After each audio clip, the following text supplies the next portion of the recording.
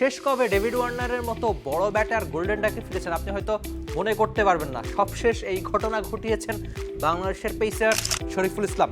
তার BPL form দারুণ, যেখানে তিনি বিপিএলের সেরা বোলারের একজন ছিলেন। পুরো বিপিএল ইতিহাসেই একটা নির্দিষ্ট টুর্নামেন্টে সবচেয়ে বেশি উইকেট ছিল শরীফুল ইসলামের নামের সঙ্গে। টি-20 ক্রিকেটে বাংলাদেশি পেসারদের মধ্যে যে কয়েকজনের আলোচনা আসবে সেখানে হয়তো শরীফুলের নামটা খানিকটা পেছনে থাকবেন। তবে সাম্প্রতিক ফর্ম জানায় টি-20 ক্রিকেটে কতখানি নিজেকে উন্নতি করেছেন একজন শরীফুল ইসলাম।